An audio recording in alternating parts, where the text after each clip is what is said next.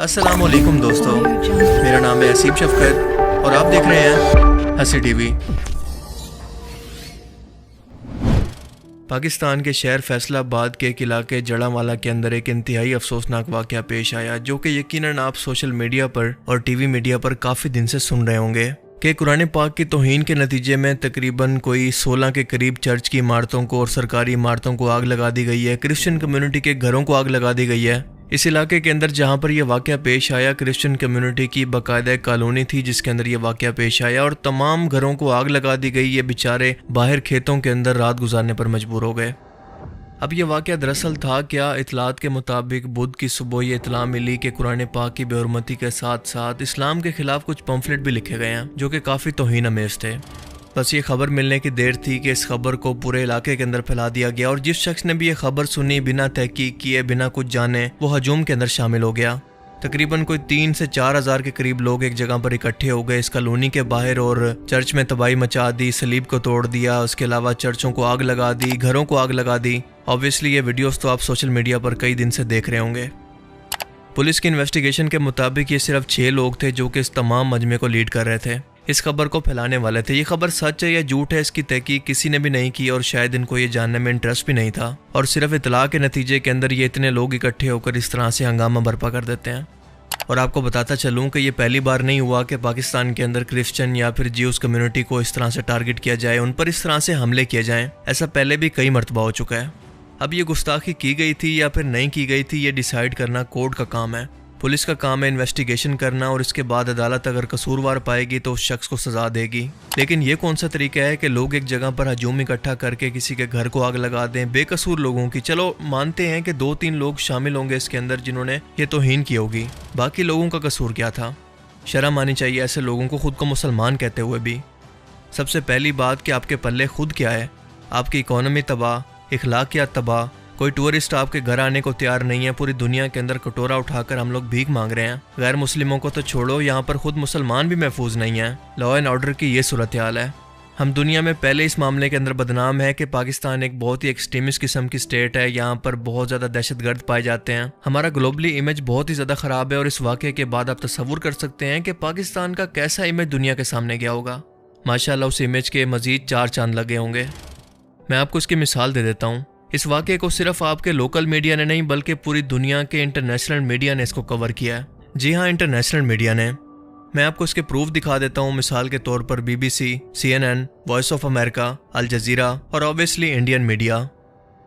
یہ بہت ہی افسوسناک واقعہ ہے، اور بڑے افسوس سے یہ کہنا پڑ رہا ہے کہ پاکستان کے اندر اس طرح کے واقعات کی بالکل روایت پڑتی جا رہی ہے۔ سری لنکن شہری کا قتل ہو یا پھر اس طرح کے مزید واقعات ہوں، آپ جانتے ہیں کہ اس طرح کے واقعات کو قانون کے اندر لے کر جانے کی تو روایت ہی نہیں رہ گئی۔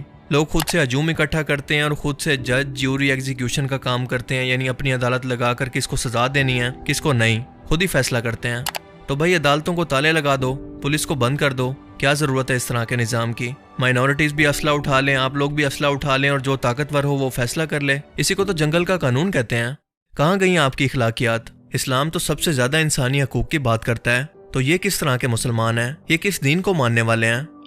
مجھے ایک بات بتائیں کہ ہم اپنے ملک کے اندر ہندو ہوں یا پھر کرسچن یا کوئی بھی مائنورٹی جو یہاں پر اقلیتی تعداد کے اندر رہتی ہے، ہم مسلمان ہو کر اپنے ملک کے اندر ان لوگوں کے ساتھ ایسا سلوک کرتے ہیں، تو مجھے بتائیں کہ کس طرح سے ہم فلسطین کے مسلمانوں کے لیے، ہندوستان کے مسلمانوں کے لیے، کشمیر کے مسلمانوں کے لیے آواز اٹھا سکتے ہیں کہ غیر مسلم ان کے اوپر ظلم نہ کریں، ان کی عبادت گاہوں کو تباہ نہ کریں، ان کے حقوق ادا کریں؟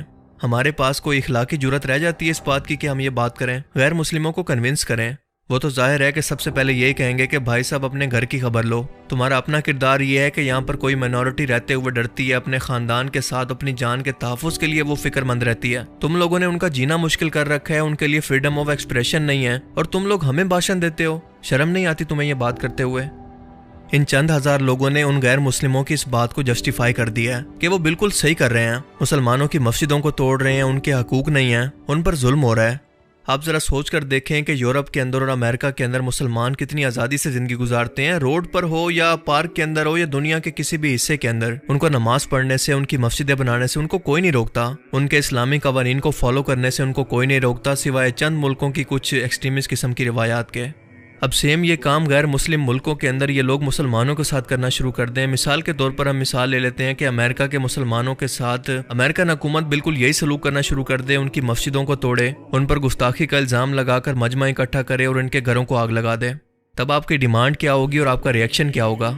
ایک امریکن مسلمان اور ایک امریکن شہری ہونے کے ناطے کیا آپ قانون کا دروازہ کھٹکھٹائیں گے یا پھر یہ کہیں گے کہ اپنے مذہب کی بنیاد پر ان لوگوں نے بالکل ٹھیک کیا؟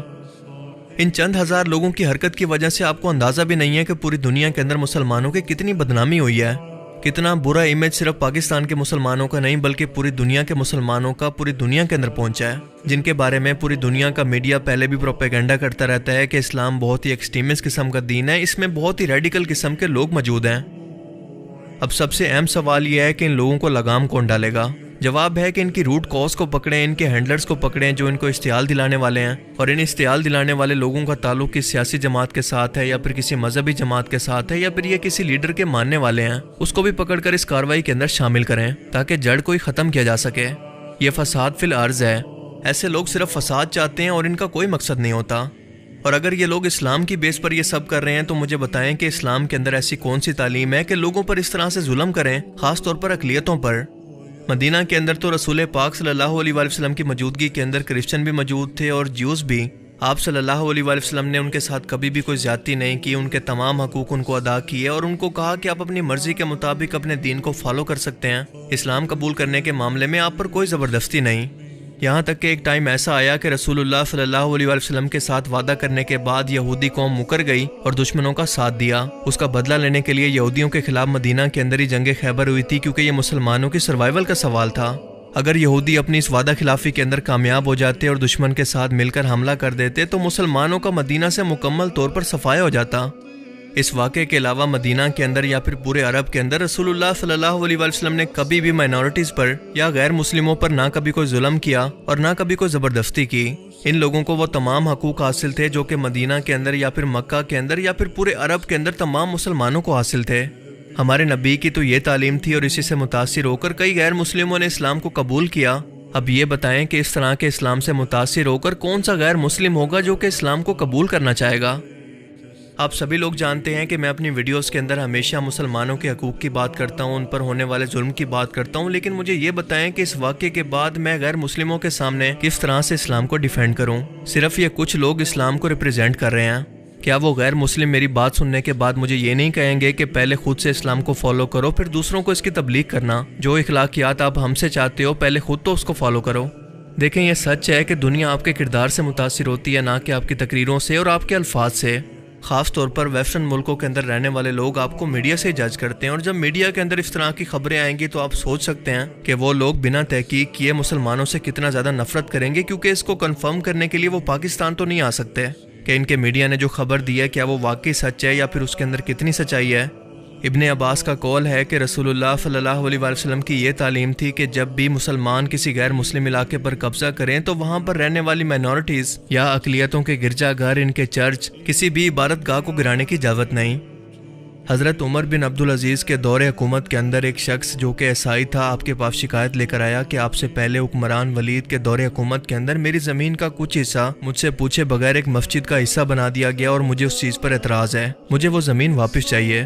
خلیفہ عمر بن عبدالعزیز نے حکم دیا کہ مسجد کے اس حصے کو مسمار کر کے اس عیسائی کی زمین کو اس کے حوالے کرو، اور بالکل ایسا ہی کیا گیا۔ آج سے 1400 سال پہلے رسول اللہ صلی اللہ علیہ وآلہ وسلم کے دور کے اندر جب رومن اور پرشین امپائر جو اس ٹائم کی سپر پاور تھی، جب ان کو مسلمانوں نے فتح کیا تو پہلی بار فریڈم آف ایکسپریشن کی بنیاد رکھی۔ کوئی بھی مسلمان یا پھر غیر مسلم خلیفہ وقت سے سوال کر سکتا تھا، اپنے حقوق مانگ سکتا تھا یا اپنے لیے کوئی قانونی جنگ لڑ سکتا تھا، اس کو وہ تمام حقوق حاصل تھے جو کہ عام مسلمانوں کے ہیں۔ ان کی عبادت گاہیں، ان کے قانون، ان کے رہن سہن، ہر چیز محفوظ تھی، کیونکہ رسول اللہ صلی اللہ علیہ وآلہ وسلم کو صرف مسلمانوں کے لیے نہیں بلکہ پوری دنیا کے انسانوں کے لیے رحمت بنا کر بھیجا گیا۔ آپ کی رحمت کا یہ عالم تھا کہ فتح مکہ کے موقع پر جن کافروں نے آپ کے ساتھ سب سے زیادہ ظلم کیے، مسلمانوں کو سب سے زیادہ تکلیفیں دی، ان کے خلاف جنگیں لڑیں، اللہ کے رسول نے ان سب کو معاف فرما دیا۔ یہ تھی ہمارے نبی کی تعلیم۔ یہ لوگ کس نبی کے اور کس اسلام کو ماننے والے لوگ ہیں؟ اللہ فرماتا ہے کہ کسی جان کو ناحق قتل نہ کرو۔ کسی شخص نے اگر کسی جان کو ناحق قتل کیا تو اس کا مطلب ہے کہ اس نے پوری انسانیت کو قتل کیا۔ نجران کے عیسائی جب رسول اللہ صلی اللہ علیہ وآلہ وسلم سے دین کے معاملے پر بحث کرنے کے لیے آئے تو آپ صلی اللہ علیہ وآلہ وسلم نے ان کو نہ صرف پناہ دی بلکہ ان کے اعتراضات کا جواب بھی دیا۔ قرآن کریم میں باقاعدہ ایک سورت سورہ الکافرون کے نام سے موجود ہے، جس کے اندر اللہ پاک فرماتا ہے کہ غیر مسلموں سے مسلمانوں کو کیسا سلوک کرنا چاہیے۔ اس کی ابتدائی 6 آیات کے اندر اللہ پاک فرماتا ہے، جس کا مفہوم ہے کہ اے اللہ کے رسول کہہ دیجئے کہ آپ کے لیے آپ کا دین اور میرے لیے میرا دین کافی ہے، کیونکہ میں ان خداؤں کو نہیں مانتا، نہ ہی ان کی پرستش کرتا ہوں جن کی تم پرستش کرتے ہو، اور جس رب کی میں پرستش کرتا ہوں اس کی پرستش تم نہیں کرتے۔